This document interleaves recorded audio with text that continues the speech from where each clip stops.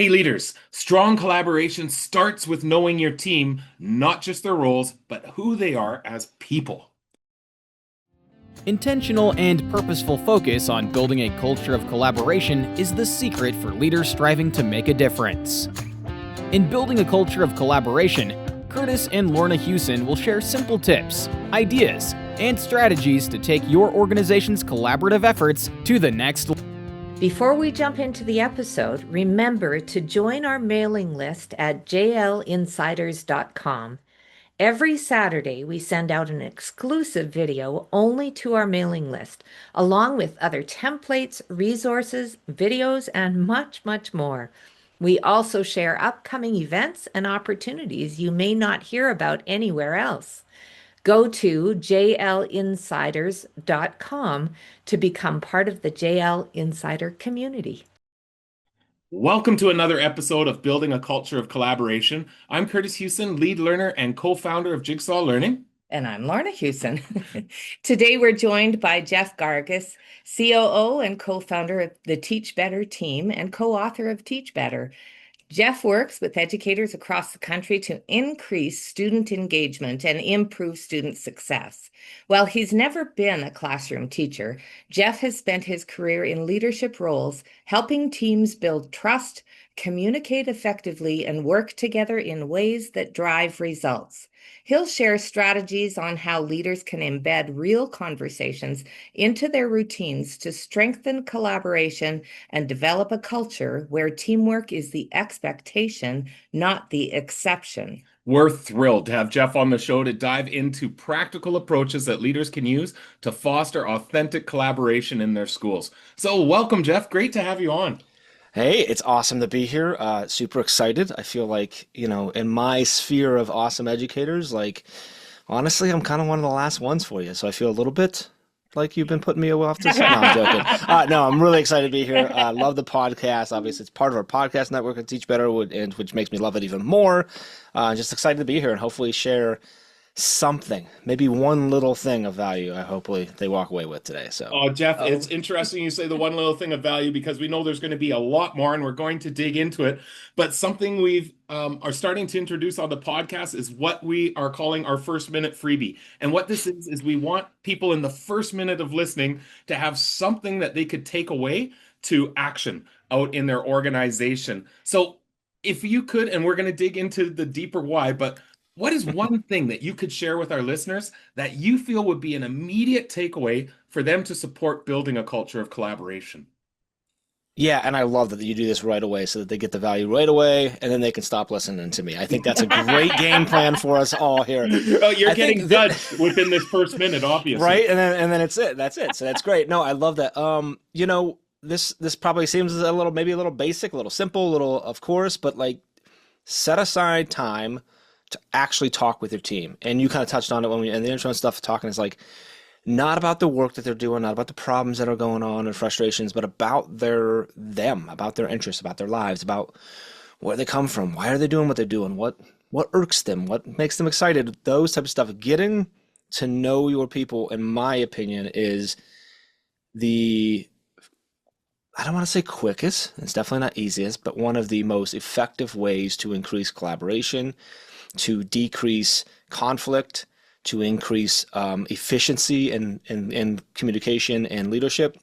And so finding those relationships that truly understand it, because everyone's different, needs different approaches and different conversation and styles and communication styles, etc.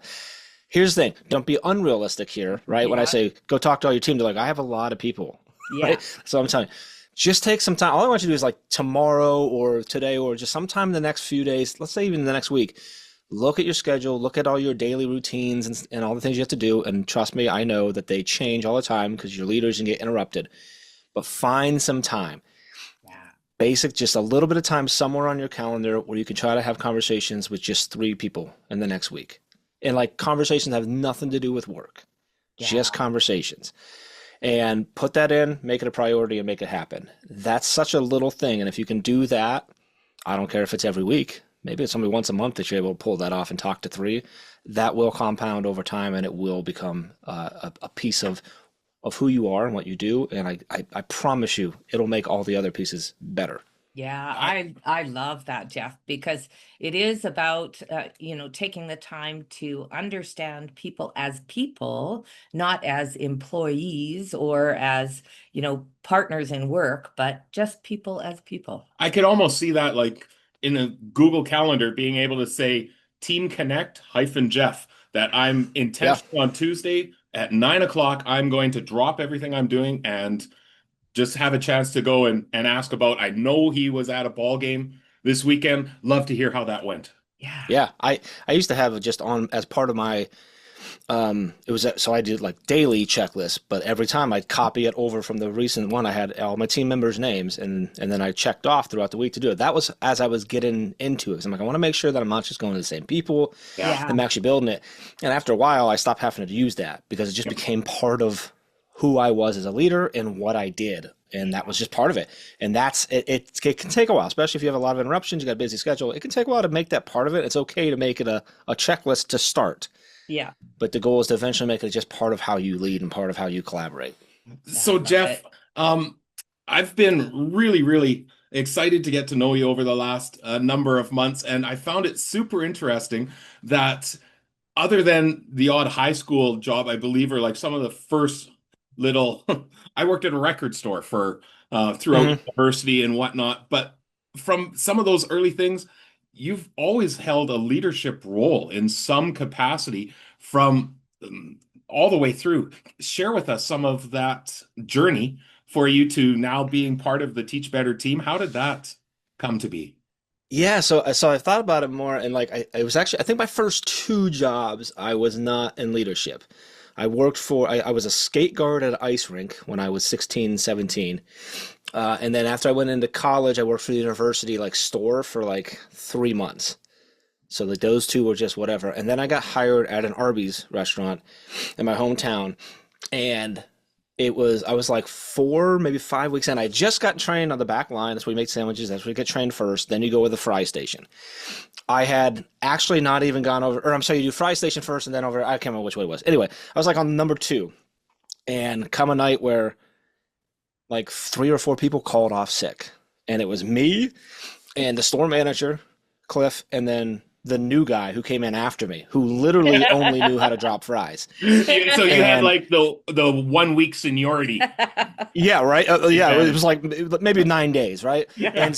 We were across from Kent State University's like a separate it was the Trumbull County campus, and every 45 minutes, like so we never had just your lunch rush. We had a constant rush. Well, then there happened to be an event, so it was like a late night rush. So like it's like 9 p.m. and we're getting, or it's like 8 o'clock, whatever. We're getting just destroyed. And Cliff's like, "Hey, dude, like I need you to make sandwiches. I need you to come up back because he's literally running between drive-through and front line, da da da." And so I'm like, I guess I'll figure this out. So anyway, we ended up getting through it. He was way too excited about the craziness of it. We get it done. New guy did well. Next morning, I walk in and the assistant manager, James, and she's like, "Hey, what happened last night?" And kind of told her. She goes, "Well, whatever you did, it worked because Kurt told me to start training you." I'm like, she's like, manager for like shift manager. I'm like, oh, okay. And literally from that day on, I've never held a job where I wasn't in a leadership position. In fact, there was a period of my life when I was trying to refigure out what I was doing. I was probably like, I don't know, 23, and I had left a job, and I went and I worked at Best Buy selling computers. And the purpose was I was going back to school, and I was like, I'm going to be able to go work a job that doesn't mean anything. And within a week, they're like, yeah, you need to be a leader. You need to be a manager. We need to get you. I'm like, and I had to fight them for months before finally going, Yeah. okay, fine. Like, and it was, but I started realizing then I'm like, oh, like this isn't a bad thing. This is a good thing. Like that just Yeah. puts you, it doesn't mean anything that you are better or this or that, whatever. It just means that's the role that you're supposed to play within this organization, which you do. And so I've kind of leaned into it since, and I love it. Like I loved working in the world of quick service restaurants and helping young kids get their first job and learn how to be good, teammates and good members of an organization, and just seeing them grow and stuff. And I just love that still to this day. So. Absolutely. So, you started off with getting to know your team and that not just their roles, but truly getting to know them. Can you share a really specific moment or experience where you feel that people first approach really led to a dynamic shift in the team's effectiveness and cohesiveness? Yeah, so I'm gonna go back to my days at Arby's actually. Yeah, do it.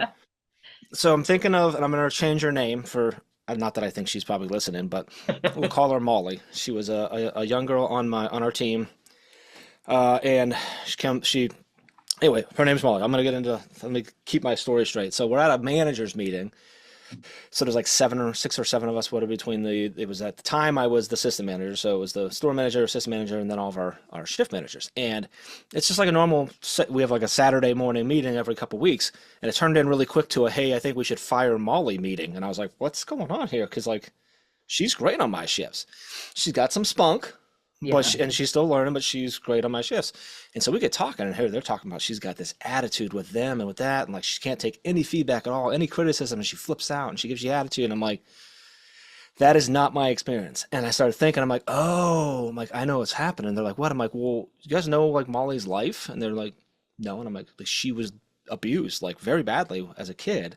Then her father left, and her mom took over the abuse. But her mom was much more verbally abusive than anything. And she's been raising her 3 brothers and sisters for the last 10 years, since she was like 9 or something. I said, and she has been told her entire life that she's worthless and that she never does anything right and she's not good. I'm like, so when you come at her with a criticism, Yeah. her shields go up because she's been learning how to defend herself for a long time. So, but if you tell her 1 or 2 things she's doing well, after that, you can tell her anything you want and she's going to take it. And they're like, okay. And I'm like, literally, like when I go to her in the drive-thru because she made a mistake, I say, hey, I love how about 3 cars ago, you made that person laugh. Like that's the stuff we need to be doing all the time. That's the service we want here. I said, however, last time you did da da da. I'm like, and she just eats it up and then she never does it again. I'm like, she's awesome on my shifts. And it was this moment for all them going like, really? Huh? And then the manager at the time was like, that makes a lot of sense. Yeah. And then so they all we took, so then it turned into let's talk about Molly and how we understand her last meeting. She ended up being she grew, you know, she's had her things like anybody else, but she ended up being a shift manager and eventually an assistant manager. I don't know, but I think today she still works there, still works for the organization, but it's been a while. But it was just one of these things. It's like it's such a like a minimum, like a little thing, Yeah. but like just that little bit of shift where like I can think of there was another person on my team, Jacob, who like you could come at Jacob with, hey dude, you completely just screwed everything up, and Jacob just was like, my bad, I'm on it, and fix it, and like who never have any kind of emotional reaction. Jacob came from a really really positive but critical environment where his dad was a coach and all this stuff like that. Like you just have to understand where people are coming from. Yeah. It helps you understand, how do I need to actually lead? How do I need to criticize when it's needed there? How do I need to uplift when it's needed? And that goes into, like I said, like just understanding people. You don't understand that by looking at a file.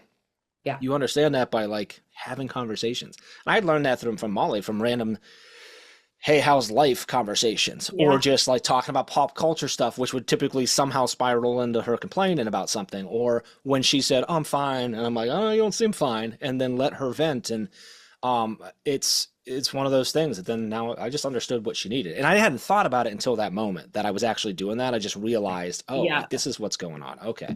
Because like the conversation just didn't make sense to me with all those other with all those other leaders. Yeah, there's so many parallels to what happens in the classroom, of course. And Yeah. just the other day, I was talking to a teacher, and she was talking about this little guy that she was a kindergarten teacher, and she said this little guy just came in, and he was angry, all the time, and they couldn't figure out what to do because just no matter what happened, whether it was positive or negative, he was always angry.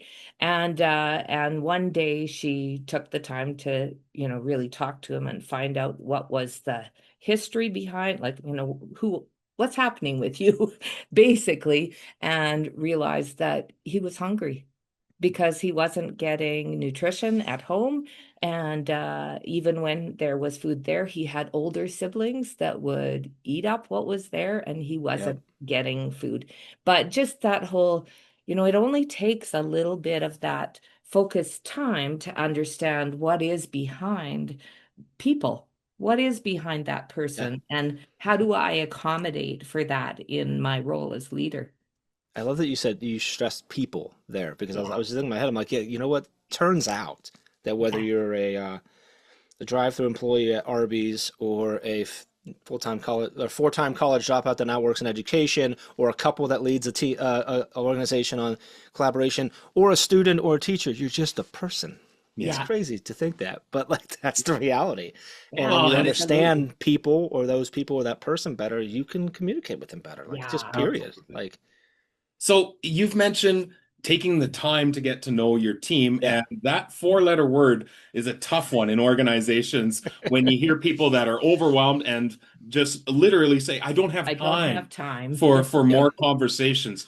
How would you respond to that to really think about how can we embed, you're talking about real human-centered, people-focused Hmm. conversations into just your normal practice. I loved in your first minute freebie putting down the time to talk or creating the Yeah. checklist and who haven't I connected with this week?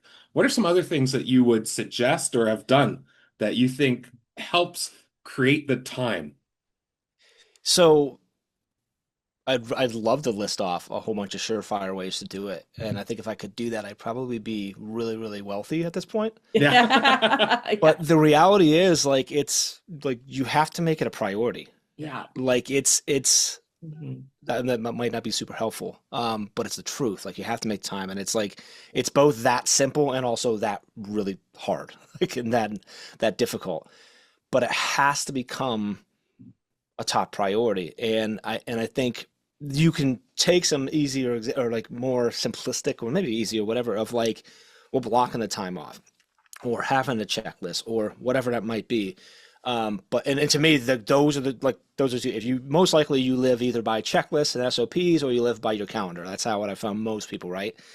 Yeah. So block it off in there or block it off there. If you have a task management system, create tasks for it. If you have um, a system where, like, I know someone who is, it's not the calendar, it's actually the reminders and the alarms and stuff like that. Like, those are the things that do it. Yeah. I know I have a buddy who none of that works. It's emails to himself that he schedules to hit at certain times. And like, so basically works as it's just another way of like a task, like reminder or whatever, but it's something with him when he receives emails, like, I'm always distracted by emails anyway. I might as well get some good ones.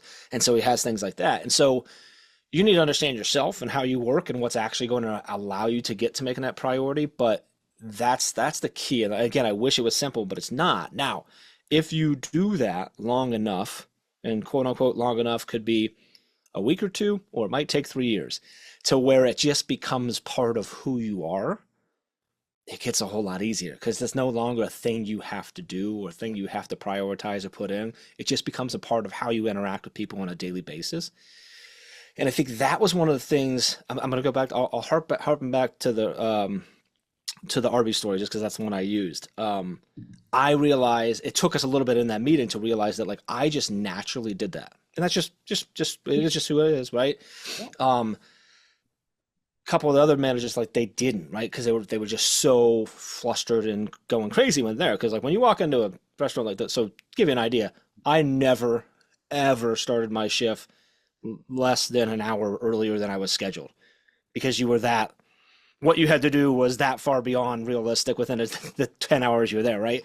So like these guys coming in and like they're trying, it's busy. They're like, well, how am I supposed to have conversations with someone outside of I need this, I need that? And I'm like, well, it needs to embed into all that.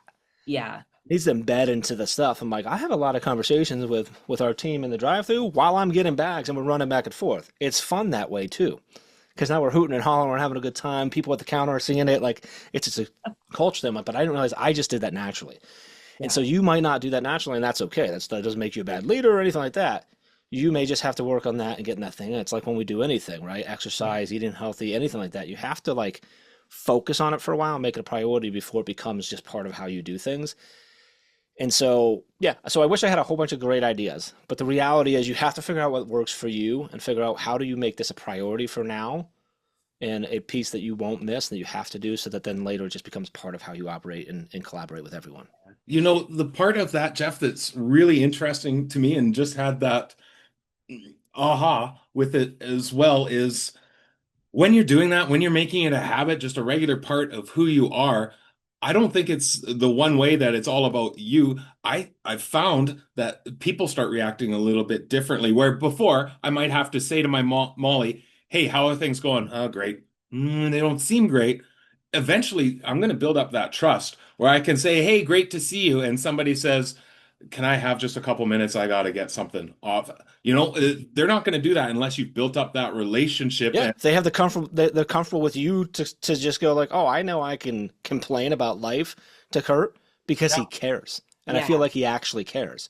So I'm more likely to say that stuff, Now, don't get me wrong, that can go too far and get away from professionalism, and that's where you have to manage it. But like, you're right. Like now when you ask, hey, how you doing? That carries a different weight when Molly knows that you're actually asking. Yeah. And you're not just using a standard greeting. Yeah. And like that's a very different, like that's different. It just feels different. People feel that really quickly. Yeah. So I'm gonna pivot here just a little bit, Jeff, because the conversation around fast food industry, and I'm going to share a little story. And if anyone is listening, or yourself, Jeff, knows where I heard this, please let me know, because I've spent the last 6 years trying to remember what book did I read it in, what article did I see it, but it was telling this story of a fast food chain, and they would have different locations that were performing much higher than other locations, and trying to find out what's going on. So they sent some of their team members to some of the high performing and low performing restaurants during the lunch rush. And here's what they found is when the lunch rush started in their lower performing franchisees or locations, they saw the manager get put on the apron, get behind the fry counter, get to the window, do all the stuff. In the high performing, when that happened, they would see the manager step back and watch and look and see where are the inefficiencies, what's happening, where is it getting slowed down, and then they would come back with the plan. So in the one case, things get busy and the leader says, I'm going to jump in and do everything with well-intended, 100%. Yeah. And I know there's times that has to happen. I get it. But in the other, it was about where are the gaps and needing to step back. Our good friend Darren Pepper calls that leading from the balcony, stepping back and watching your systems. Yeah. How would you respond to that as far as being able to, what's the system we need to put in place? Because I know from our conversations, you are very much about to create an effective organization. You need systems and intentionality for how we work together, how we collaborate. You can't just get busier. We'll be right back to continue this episode. Do the people in your organization function as a group or a team? We used to use these words interchangeably, but discovered there's a significant difference when we operate as a group versus when we operate as a team. So, what's the difference? Access the Are We a Group or a Team activity to engage your staff in understanding if they are functioning as a group or team, part of our Collaborative Leaders Toolkit series. In this workshop guide, you'll clearly define the impact of working as a team and the conditions necessary to establish those effective teams. This workshop guide is yours for only $9, and you'll receive everything you need to lead your staff, including workshop slides, participant handout, step-by-step instructions for leading this activity, as well as suggestions for next steps and possible extension suggestions. Go to bit.ly/J group team to access, or search for it under the resources tab on jigsawlearning.ca to learn more about this valuable resource to reinforce why we need to be working in teams to ensure success for each and every learner. And now back to our conversation. That's so, to me, like the first thing that pops in my head when you're telling that story, well, one is like, yeah, that's how it is everywhere. That sounds about right. But it's a matter of trust, right? So if I'm the manager who has to jump in, it's well-intentioned because I'm like, oh, they need help. But there's also a little bit of they can't get through this on their own. Yeah. Right. And by doing that, you're now creating another bottleneck from where you're supposed to be. Because for those who've never been in the quick service fast food restaurant, typically the manager is actually the runner, so he's like putting the orders together. So that's a somewhat important part of the job, right? Yeah. So like now you're stepping out, someone else has to do that, and now we're picking up and it just comes apart. Versus I trust the systems, I trust the people that I have in place. I need to Kurt's point, I need to point out, hey, we need to do this differently. We need to change that. We need to up that. Now there may still be a time where that involves me to step in for a second. Yeah. But it should be within the idea of it's just to get them past this little thing and then they're back on run or whatever, because I'm going to talk them through it at the same time. So I think it comes a little bit to trust there of like, I need to trust that, one, they are capable, two, the systems in place make sense, and three, that I have done a good enough job leading them that they can get there by me saying what I'm about to say, right? In a restaurant, that's going to be something like, well, we need to drop more fries, or we need to prep up some additional sandwich, like whatever that might be, to get so that the thing that's happening right now that's hurting us doesn't keep happening, right? Because it's going to happen every day. And so I think it's a little bit of it's really getting into that. And you think about that, like the communication and the connection at that point is crucial, because it's stressful, it's intense, it's fast, right? So if I'm the type of person, when that kind of occurs, I speak more loudly, I speak a little more directly, whatever. I need the people that are hearing me to know that's not you. That's just how Jeff talks when it's busy. Like, he's going to shout. He might not say his pleases and thank yous as much as he should, right? But it's okay, because there's an underlying level of respect and understanding that this isn't me. This is just Jeff dealing with the situation, and I'm not going to take it personally. Or from a leadership, me knowing that it doesn't matter if that's how I do it. I can't say that. I can't be that way to Molly, because she's going to shut down. But if I'm good, she's going to help me out right now, and I'm going to trust that she's going to get there. So it all comes back to that understanding people too, but having the trust, I think, is crucial, which we see that. And Kurt, you're talking about that. Like, I'm sure every school leader listening right now is like, yeah, I've done that too. And we're always in a rush. Right? And I'm always jumping in, because you're like, well, yeah, but if I let that person do it and they keep making a mistake, it's going to keep falling apart. Eventually I'm going to have to do it anyway. So I'll just do it. Versus as a leader going, okay, how do I help them get there? I might have to let them mess up and it not go right a couple times, so that I don't have to keep doing it. We're so easy. It's so easy to like, well, I'll just do it. Right. Kurt, we talk about this in our other life in our edupreneur mastermind and stuff like that. We talk about, like, when we talk about like delegating and bringing on your first employee or whatever, like, it's really tough, because it's like, well, in the time it takes me to write it all down and record SOPs and stuff, like, I could do it 13 times. It's like, yeah, but if you do it right and that person takes it off, you never have to do it again. Yeah. Which means you can do all other things. And that's true in any kind of leadership situation. Well, in any organization, documenting how do we go about doing this thing, whether it's at a school level, how do we go about building a timetable? Write it down. Don't keep, and I know I've made that mistake of, it's just easier for me to lock myself in a room by myself and just do it. Well, that doesn't really build your organization. It's the same thing when we're looking at, like, well, it's easier for me to go put out this fire than to trust that Kurt can do it. Yeah. And be okay with the fact that if Kurt doesn't, I might have to then put out a bigger fire. Yeah. But the benefit of the time that Kurt does do it, and now he has that skill and that experience, is way more valuable than the little bit of stress I'm going to save myself if I put out the smaller fire right now. I don't know if that makes sense, but like, oh, totally. Like, it's like, that goes into, investing in your team and trusting them and leading them the way that you're supposed to do. That's your job. Yeah. Jeff, that's such an important point in thinking about, how do we demonstrate trust, but do it in a way that it's not always about the conversation. Sometimes it's about what you're doing or how you're responding that demonstrates that you trust that person, or you trust them to do their role in that particular situation. So Jeff, when we think, let's stick with that idea of trust. I want to dig a little bit deeper into that idea. We know that trust is not always present in organizations or on teams. And it can ebb and flow. Yeah. And if you were to walk into a situation where that trust and communication is low, where do leaders start to rebuild that foundation? I feel like, I don't want to be like, a broken record here, but it's relationships, like, right? I mean, it's the day-to-day, like, if your day-to-day activity and communication stuff is like the work stuff, right, is struggling, then it's you almost got to put that on the table for a little bit and get into the people stuff. And that's hard to do because the work stuff's important. Yeah. And someone else up here is probably asking you to get the work stuff done. But like, you have to get your team and yourself on that same human level, right? You have to get to understand how we communicate and stuff like that. Like, so if the communication's strained and the trust is strained, like, well, then we're not communicating properly. We're Yeah. clearly not communicating effectively. And it might be as simple as the Molly thing, right? Yeah. Yeah.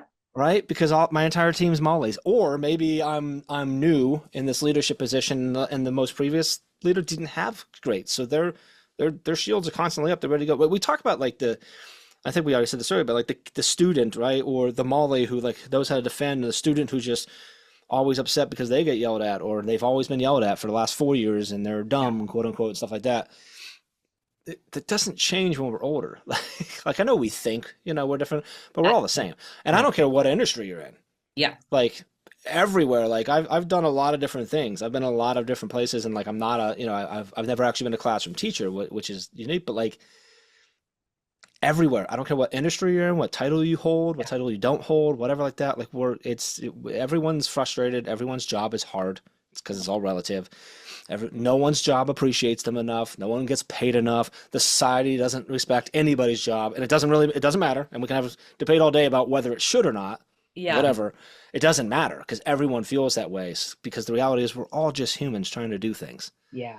Right. And it happens that if you're listening, that you chose to be an educator, and then now you've chosen to be a leader. And so the reality is like it always boils down to that. Whether we're talking about the kids in the classroom, the people in our community, the teachers we lead, the people that we follow, the people we collaborate with, everything. It's you have to understand each other to know how to work well together. And as a leader, if you're coming in a situation and it's strained and it's not working well, like you have to start back there. And that's hard because I got to put all this crap that's on my checklist aside. And I have to focus on this Kurt guy who's been really rude to me since I walked in here, and I don't kind of like him right now. But like I have to understand it, but that's because Kurt's been burnt for the last 20 years of dealing with leaders that have not been strong.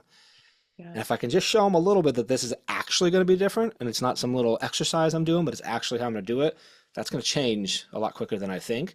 And that's going to build the foundation so that we have the conversation. I always talk about Chad and I have this. So Chad, my co-founder, Chad, we've been building our business for almost 11 years now, and he's my best friend now too. And I don't know exactly how we created this, but it's always been there. Like we have this underlying, like to our core, belief in each other and belief that we care about each other and care about the business and that we're always doing it. So no matter what, even if I think the thought that Chad just spoke was the dumbest thing anyone's ever said in the history of humankind, and that he's pure evil for thinking it, my mind remembers that no, he's probably just misspoke because that's not Chad. Yeah. Because I know that. And we've actually had conversations where team members have been in the room and they're like trying to break us up because they're like, what's like this? And I finally told one of them, like after like the third time, I'm like, stop. I'm like, you just need to let us argue it out because this is how we get things done. I'm like, but don't trust me. Like, I know I just called them names, but like, we understand like there's this underlying thing. And like, that's what you need to try to develop. That's not easy to develop, but you have to understand so that when you do have to be stern or critical or directive or whatever, that they understand why it's there. They still may not like it in the moment, but it's not going to be something that carries and builds and stuff. And then you have a foundation to repair if there was a mistake or something said that shouldn't have been said, because again, we're all human. So it's so interesting you say that, Jeff. It was inspired a little bit by idea that Ray Dalio talked about in book Principles of creating baseball cards for your team members. And we had done one point with our team, and the same thing. There's lots of work to do. There's lots of things on our to-do list, but we're going to pause and we're going to ask everybody to go and write down and get ready to share. What does it look like when you are overwhelmed? How do you react? And for Jeff to be able to say, when I'm overwhelmed, I probably lose my niceties. You probably won't hear me say please and thank you as much as I should. You might hear my voice elevate, but that's how I respond. And if I know that that's not Jeff's frustration with me. That's how he responds in this moment. Mm-hmm. And then we also would write down what are ways that we could support you when we're seeing those react, because those are our triggers for us to know you're overwhelmed. Mm-hmm. And, instead of me going and jumping in and saying, hey, Jeff, you seem overwhelmed. How can I help you? You might be a person that I don't want that. I don't need that. What I need is space. Yeah. For it. Where another person I need to know as soon as possible that someone's there to back me up and help me out. Yeah. Like everyone's reaction is different. And if we don't, again, that idea of write it down, say it explicitly, get to know it, Know that when this person comes in on Mondays and they're a little bit frazzled, it's not because they had a lack of sleep, it's because they have shared custody and every Sunday night their two children go back to another home. That's a really difficult experience for Yeah, me. right. Exactly, Now right? Like, My Monday is always going to be a little blue as a result of that. So just hmm be aware. yeah. And I love the fact that you said like the second part of like how can we support you? Because there might be a scenario where where I'm saying, hey, like, listen, Kurt, Laura, like when I get like stressed out, when we get in those heat moments, I might speak a little more direct. I might not say please or thank you, like just so you know, like I know that I do that. I know I want you to know that it's not. You might be like, so Not you. like, Yeah. and you might say, well, do you want us to call you out on that? And I might be like, oh yeah, actually, because I don't realize I do it until later. And then Yeah. people tell me, and I'm like, oh man. And I might want what I might need, and is a moment when I start getting there the first time I don't say please, Kurt to go, please and thank you, right? Just like a joke and goofing around, and me Yep. going, oh, you're right. Right. Yeah. And that centers me back down. And I'm like, oh, I'm like, that's my way of knowing, oh, like Kurt just let me know I'm frustrated. And that's not good for any of us. So I need to realize that we're fine. We've been through this before. We'll get through it again, right? We can Yeah. do that. And that could change. But to your point, I might also be like, no, don't, because that's just going to piss me off. Yeah. Yeah. Like, I just need you to understand that when we're done with it, I still love you and trust you and know you did a great job. Yeah. And Yeah. I'll probably come apologize. Like, but to your point, it was like you understanding what I did. Because otherwise you say please and thank you. And I'm like, really? Right now in the middle of this, you're going to care about please and thank you? Yeah. Right? Yeah. Like, so it's two very different reactions that result in a very different dynamic between us now. Because now when I'm done, not only was I frustrated, but now I'm not happy with Kurt.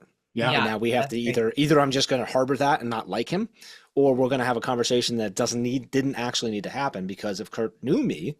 And so I love that, Kurt, because then now we're talking, because all of this is both for those you are leading, those you are following, and those you are collaborating with. Yeah. And it's important for not just you to be doing these things, but also the folks that you lead in and you helping them understand so that they understand you and their other leaders and their teammates and everything. Like, again, we're all just humans. We just have different roles. Like, that's all it is. But understanding that all of that takes time and intention. Yes. Intention is the big one. Yeah. Yes. You can't just, it doesn't just happen. It's okay, where do we create a space of time where we can truly understand each Yeah. other and learn a little bit more in that Mhm. people sense, but being able to not just taking the time to do an activity, but that you actually are using that information to help you as a leader. Yeah, and I think the mention of not just doing activity, I think it's important because I think most people who have at least a few years under their belt of any kind of career know, like they spot those things. They spot the fake type stuff, Yeah. and it doesn't work the same way. And I had this conversation with it was I'm gonna go back to my Arby's day. I don't know. Apparently I pulled a lot of lessons from there. But my when I was assistant manager, my manager there, fantastic at a job. He's still to this day one of my best friends. He was a mentor of mine, and we've stayed friends long after we left. But we were very different people. He ran a very tight ship. And in fact, the first 4 months I worked for him, I hated his guts because I'm relaxed and chill usually. And he was not as social as I am, and it wasn't natural for him. And he and I had to have a lot of conversations as we got to know each other. One thing I used to say to him is like, hey, like when you ask so-and-so, the team about their lives, whatever, I'm like, you're doing it because the book says you should do it. Right. I'm doing it because I actually care. Yeah. One of the big examples was I went out and cleared trays off of a table of an old couple. And he's like, good job, good red hat service. That's what they used to call it at Arby's, like, because the red hat. Yeah. And I'm like, yeah. And then we talked. I'm like, here's the. And we talked at some point later. I reflected back to it. I said, when you go out and clear the table, it's because that's one of the ways that we can level up our red hat service. I'm like, Right. I did it because I thought maybe, just maybe, that old couple has a son they don't see much, or a grandson they never got, or Yeah. someone they lost in their family, and maybe I remind them of it, and they'll have a good conversation with me. I'm like, that's why I go do that. Yeah. You do it because the book does it. And that doesn't make you wrong. It's just, it's different. I'm like, but Yeah. people can sense that. I'm like, have you ever noticed that when your most common things is, how's your day going? How's the weather? I'm like, Yeah. and I never ask that. Yeah. I'm like, because you're asking the questions that are on the checklist. And that's okay to be embedded, but where you want to get to is what's just natural. And if that isn't just natural for you, that's okay. That's where you have to actually find the time, embed it, and make it a principle of how you lead so that eventually it's not. And you may have to do some of those exercises or have those meetings, whatever. but be real with folks. Be like, hey, Kurt, like I want to sit down and get to know you because listen, like I'm just not me normally. Like this isn't my personality, but I want to be better as a leader for you. And I want to lead just like I might be asking some questions like just tell me what's comfortable, but like, can you help me? And you may not like that, whatever, we may have to work on it. But eventually you get into the fact where it's just like now I'm just literally in the conversations, I'm listening differently to how someone responds. I'm asking a different question, or I'm testing out how I say things to Kurt or how I approach things because I'm taking notes to myself to learn it. And eventually, again, after a while, it becomes more of just how you do things. And that's when you really start to shift that foundation of the culture in your building or your district or your organization. Yeah. So, Jeff, you've mentioned Chad, part of the Teach Better team, and I know a little bit of Chad's story. He's coming up on a future podcast as well, so we're going to dig deeper in. But a teacher who's trying to do the best to engage students, to increase learning, and then people started to ask, how are you doing that? What does that look like? And I have to explain it to somebody, and now I'm explaining it to two, and now a few people have asked, so I'm going to start writing it down so I have a common response. This was a similar experience for us where we're just doing our thing and people started to ask, how are you doing that? What does it look like? And all of a sudden those questions get a lot over time. You need to write it down. And then all of a sudden you find yourself in a space. And this was for us almost 20 years. Well, not quite 20, but getting close to it of transitioning from leading within a school or in Chad's case within a classroom to teaching others how to do that. And you mentioned the words edupreneur and that idea that transitioning into a space where I'm still at my core helping people. And that's been for us always that driving factor. But now it's also how we sustain ourselves, make our living. We're now not in a school anymore. We're trying to support schools in a different role, but it took another skill set to try and understand. So, I've been excited to get to know you through that work of how do I learn how to do that type of work? Because it's different than showing up, going to bus duty in the morning, meetings in the afternoon. Some of the same skills apply. But share with us a little bit what that journey has looked like for you into this space where you're working with educators who are becoming businesses or using their thing to help others, but to also sustain themselves. And then love for you to share the event that's coming up on December. Oh, sure. Yeah. Oh, yeah. Thanks. Great lead into that. We'll be right back to continue this episode. Are your norms truly having an impact on your team's success? Teams create norms to guide collaboration, but how often do they stop to reflect on them? The Unpacking Team Norms Workshop Guide gives your team the opportunity to assess, refine, and reinforce norms to maximize effectiveness. For just $9, you'll get a ready-to-use facilitation guide for a 20 to 30-minute team reflection, a customizable Unpacking Team Norms template, and a step-by-step instructions for assessing and refining your norms. In addition, there are numerous strategies that are shared that will help to reinforce and update norms as needed. Don't let ineffective norms hold your team back. Download the Unpacking Team Norms Guide today for just $9 by searching under the Resource tab for the Collaborative Leaders Toolkit at jigsawlearning.ca. And now back to our conversation. So first of all, I say this all the time to our obviously. So for those that don't know, Kurt is part of our what we call our Edupreneur Mastermind, and so we meet once a week on Thursdays, and we got a great group. And I joke often in there that like I love leaving my family on Thursday nights because I just love being a part of the journey. And that's literally what Chad's like. That's what my journey has been with Chad. Like he was my first edupreneur. I just didn't realize it, right? Like, but the same thing happened to him, right? He created something in his classroom that we now call the grid method. It was just started to change what it was. People started taking notice, asking questions. He started sharing or whatever. And eventually, like literally how our company started is he came to me and he said, hey, like, here's all what's been going on, what's happened. And I think what I want to do is create an ebook, like put it online. And then I can tell my colleagues like, hey, like all the basics are in there. And that way the questions I have can maybe be quicker. Yeah. It's literally like getting stopped in halls and like having, that was our experience. Exactly. Totally. Right. And so like, that's where it started. And at that time I had my own online marketing firm. So I was doing things like ebooks and stuff like that. So he was like, oh, Jeff will know because we knew each other from a past life. And so So same story. That's how it happened. And I came in, I said, all right, well, here's how we're going to do this. And we just start building. So, um, the crazy thing, Kurt, is like so much of what you have to do in that world, like you just pull from your skills as an educator anyway. Yeah. Mm-hmm. Like you're doing it differently, right? But you think about things like communication and engagement and planning and breaking down hard concepts into more attainable, teachable concepts, and the thought of way of like, how do students learn? Because guess what? Adults learn the same way. Yeah. Like, right. So much of it actually does carry. So actually one of the first pieces of like that I find that most educators need if they start to find themselves in this role or feel they have that like itch or that urge to be in that role is that a lot more carries over than you think.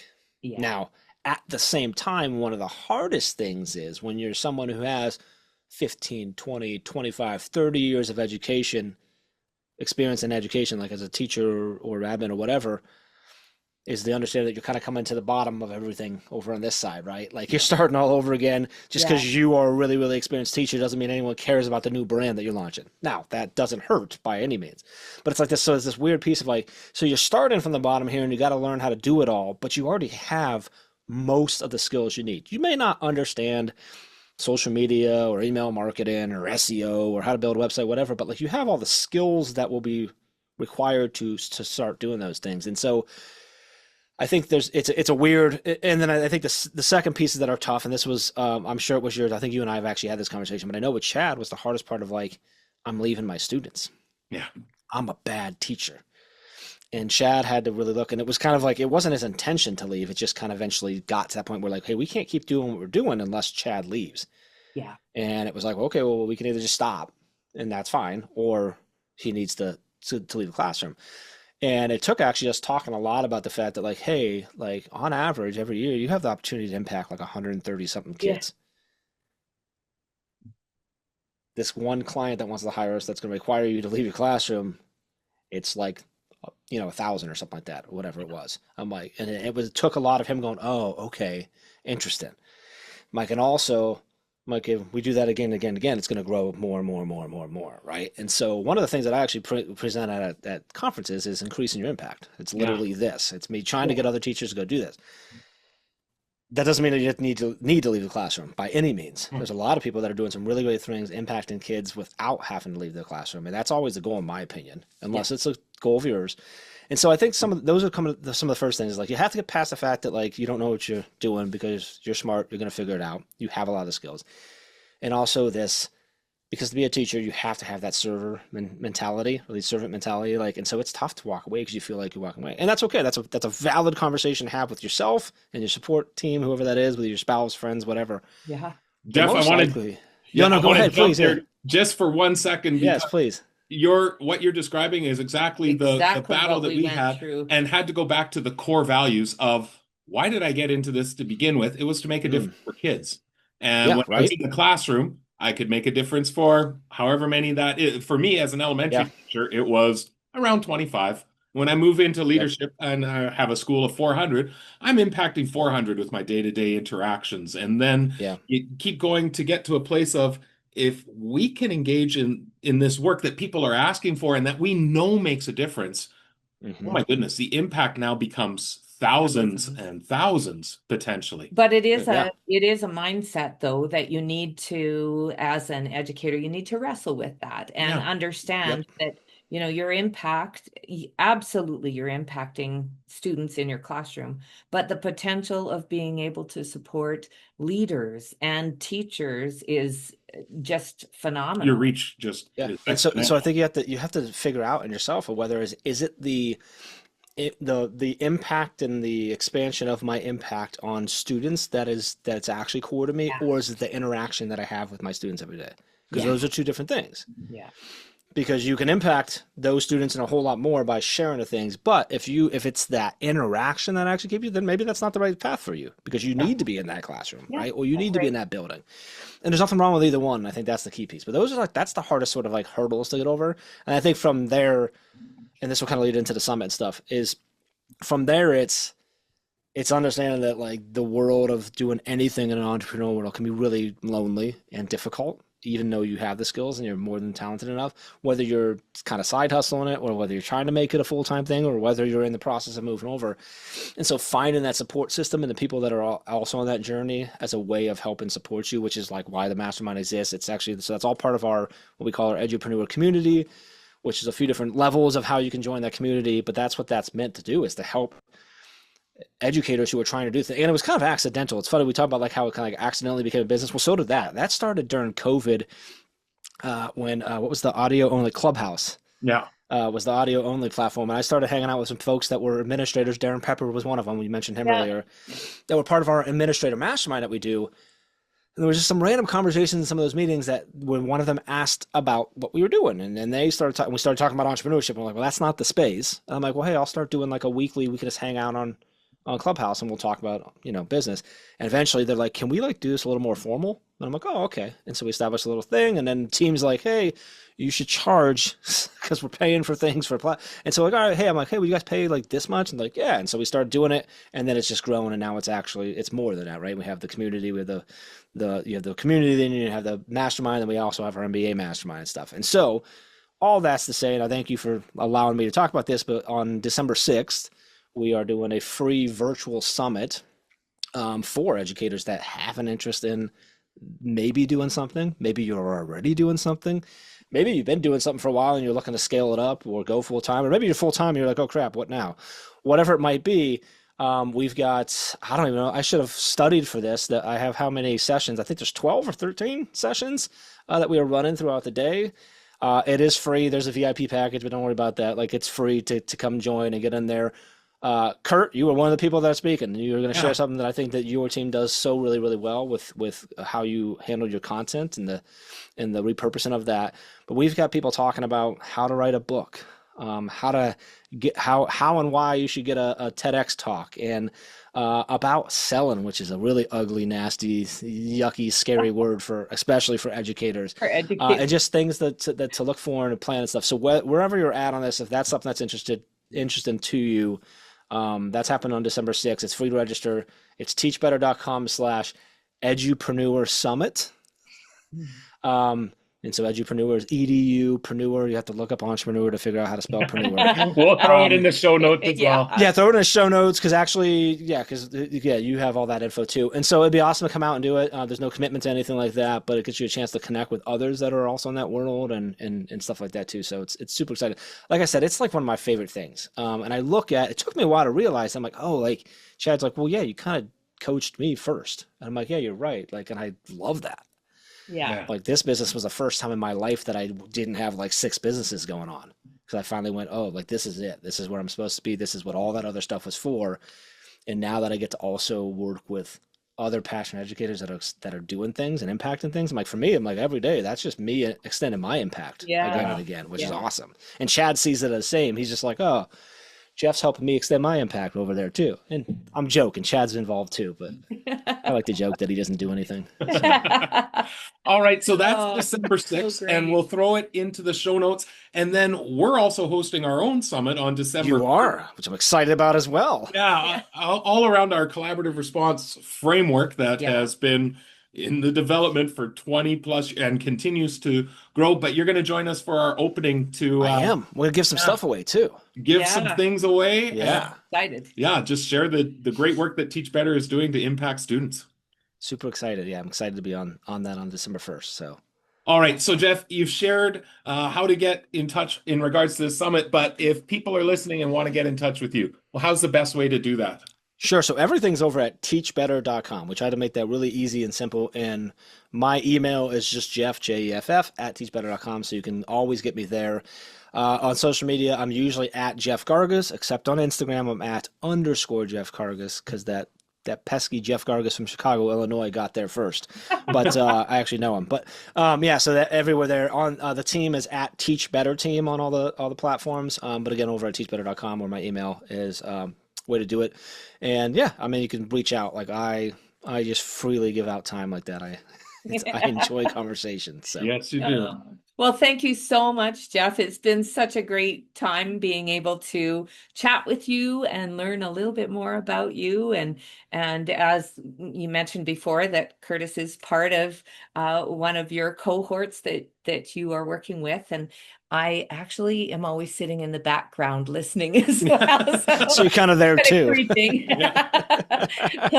So really what we do is one person signs up and pays for the I was gonna say, like, it kind of sounds like I need to just, charge you double, is what it sounds like. I don't know.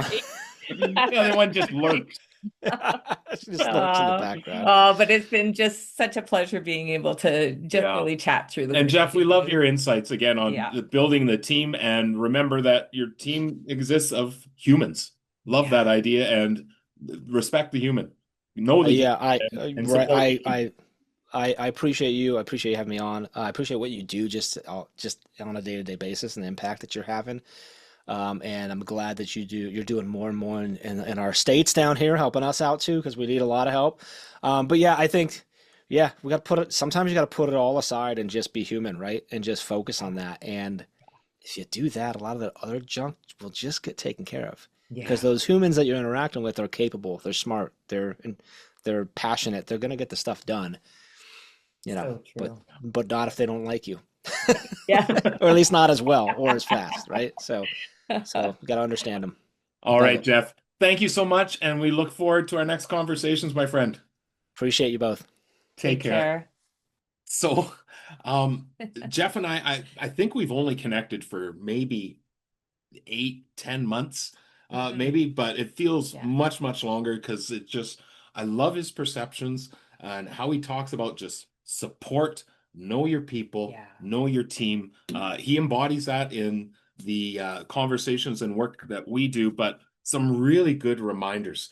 What really stuck with me, wrote it down, is you have to make the time for the relationships, and to make the time, you have to make it a priority. And whether that's to start a checklist of who have I not really deeply interacted with today, or building time into the calendar, or just intentional ways that you can get to know your team.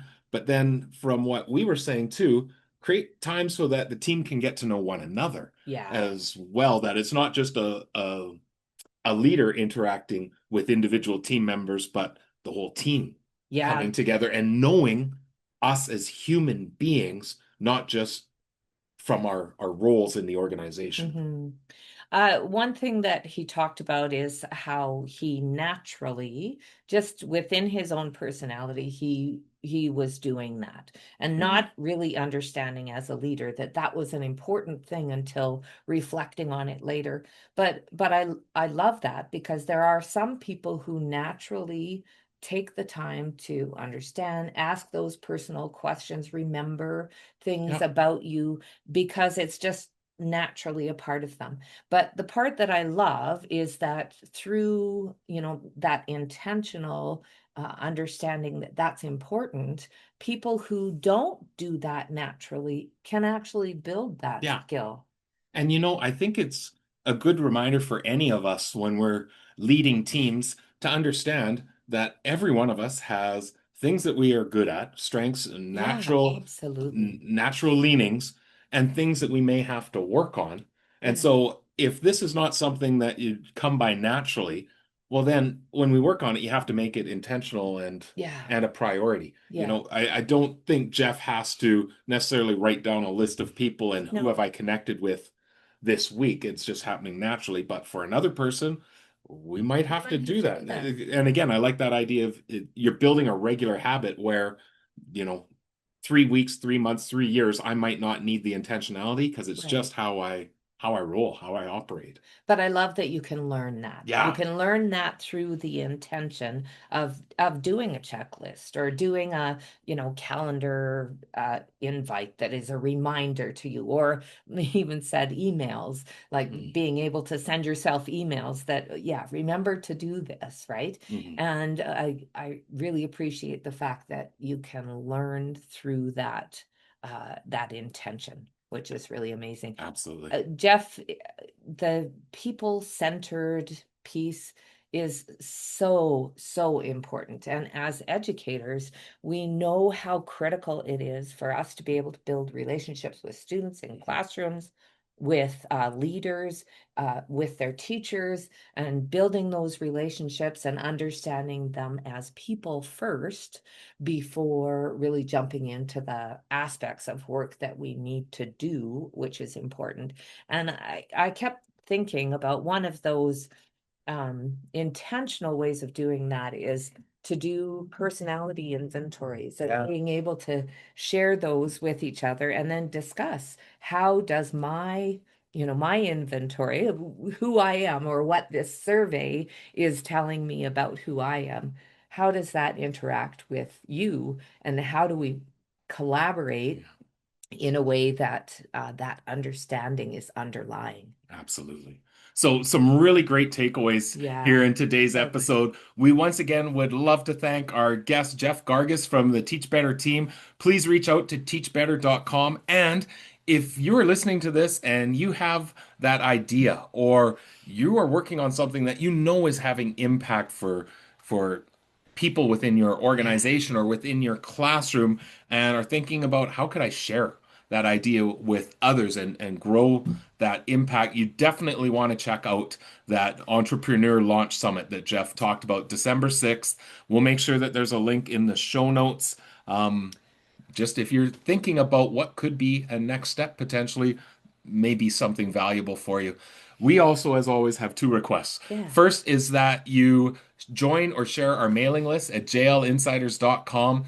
Every week we send out an exclusive video to the people on that email list, a number of resources. We just share how we could help, or resources to help support that your work that you're doing with your teams. And secondly, we would so appreciate if you liked or shared or give us a review or subscribe to this podcast to help ensure that someone else maybe can find the information that we have discussed today, and it might be helpful for them as well. Yeah, so as always, reach out if you have questions, if you'd like to connect. Easiest way to do that is through questions@jigsawlearning.ca. As always, we'd love to hear from you. Wishing you all the best as you endeavor to build a culture of collaboration in your organization. See you soon. This podcast is a proud member of the Teach Better Podcast Network. Better today, better tomorrow, and the podcast to get you there. Explore more podcasts at www.teachbetterpodcastnetwork.com. We'll see you on the next episode.